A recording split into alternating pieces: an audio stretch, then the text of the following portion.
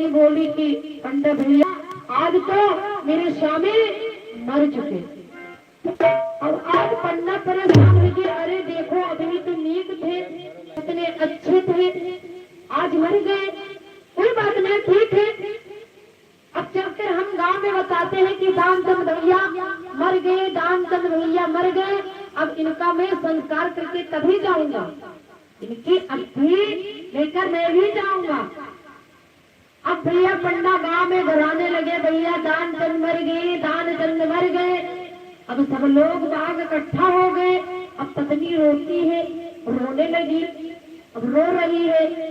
अब बहुत सब गांववासी इकट्ठा हो गए, भाई दानचंद मर गए। अब दानचंद की अर्थी तैयार हुई। अब भगवान अर्थी लेकर चल दिए पंडा भैया। अब उनके पीछे सारे ग्रामवासी जा रहे हैं और रास्ते में फिर कहते हैं कि भैया अभी मान जा। जब उसको स्नान करवाया, हाँ भी मान जा, दान दे दे। अब कुछ भी नहीं बोल रहे हैं। अब उनकी अर्थी लेकर चले और इच्छा पर रख दिया दानचंद को, फिर भी उनने दान नहीं दिया। फिर पंडा भैया कहने लगे कान में, अरे भैया तू मुझे दान दे चाहे न दे, लेकिन तू उठकर बैठ जा। आज ऐसी बात सुना, तुरंत दानचंद चिता पर से उठकर बैठ गया। कि ऐसा होता है, आदमी 1 रुपए के लिए अपना जान भी दे सकता है। प्रेम से बोले सच्ची दरबार की, जय बोली दुर्गा माता की। आज रुक्मिणी मैया पहुंच गई गौरी पूजन को, सहेलियों के साथ जा रही है। पहुंची तो उधर भगवान कन्हैया का रथ खड़ा है। अब रुक्मिणी को पहचान तो पाते नहीं भगवान कन्हैया, तो जो शादी विवाह में लगन टीका बांधा नहीं जाता है, वो बंधा था। उस हाथ में हाथ उठाया जैसे तो प्रभु समझ गए और रुक्मिणी को अपने रथ पर बैठा लिया, लेकर चल दिए। इधर सहेलिया ने वापस घर को आई। आकर के माता ने बोली कि बिटिया कहाँ गई।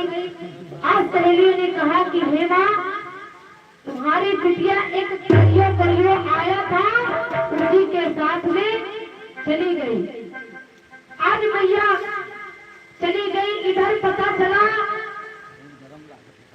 कि रुक्मिणी को कन्हैया लेकर जा रहा आज शिशुपाल और जरासंध रुक्म सब युद्ध के लिए निकल पड़े। और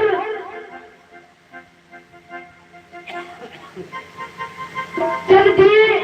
रुक्म कहने लगा कोई नहीं, वही ले गया होगा जो दूध चुरा रहा था, दही माखन चोरी करता था, आज मेरी बहन को भी चुरा ले गया। आज सब चल दिए, युद्ध होने लगा। शिशुपाल के जो साथी थे और इतना भयंकर युद्ध हुआ। बलदाऊ भैया और कृष्ण कन्हैया युद्ध कर रहे हैं और बहुत घमासान युद्ध हुआ। जरासंध आज शिशुपाल को समझने लगे कि हमारा समय अब खराब मत करो। प्रभु कन्हैया शिशुपाल जरासंध को रुक्म को समझाते हैं कि मेरा समय बर्बाद मत करो और यहाँ से चले जाओ। आज रुक्म कह रहा है कि मेरी बहन को छोड़ दे, अन्यथा मुझसे युद्ध कर। आज युद्ध हो रहा है और सारे युद्ध कृष्ण जब तक मेरी बाण कहा, रुक्म ने कहा कि जब तक मेरी बाण चलेंगे तुझे धरती पर न सुला दो, उससे पहले तुझे छोड़ूंगा।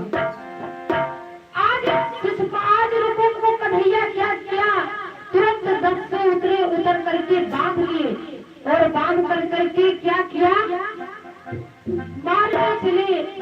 जिससे रुक्मणी मैया क्या किया, तुरंत हाथ जोड़ करके कहने लगी, क्या कहा, मेरा अंगराज ही बंधा हुआ हे नाथ आपका चेहरा है, बूढ़े बाप की निशानी है, मारो मत मेरा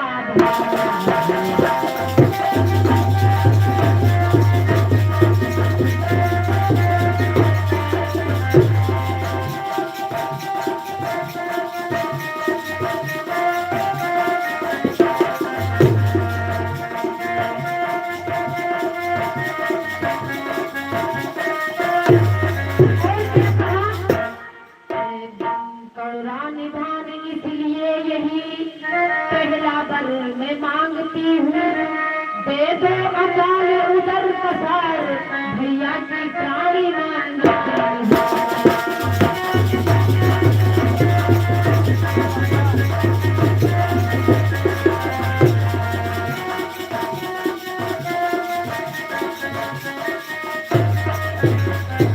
आज श्री कृष्ण रुकुम को छोड़ दिया, लेकिन क्या कर दिया, इधर बलदाऊ भैया आकर के छुड़ाए। आज कृष्ण भगवान रुक्मी को क्या कर दिया, उसकी सिर के बाल काट लिए और आधी मोच मुड़वा दी गई। आज शिशुपाल वापस नहीं आया, कुंदन पर वापस नहीं आया, कहाँ चला गया, भोजघाट नामक नगर बसाकर रहने लगा। और भगवान रुक्मणी को लेकर के पहुंचे द्वारका और भीष्म महाराज को बताया गया। आज भीष्म महाराज आए, रुक्मणी का कन्यादान करने लगे। तो जो भी कन्यादान लेकर आए हैं तो दान करें।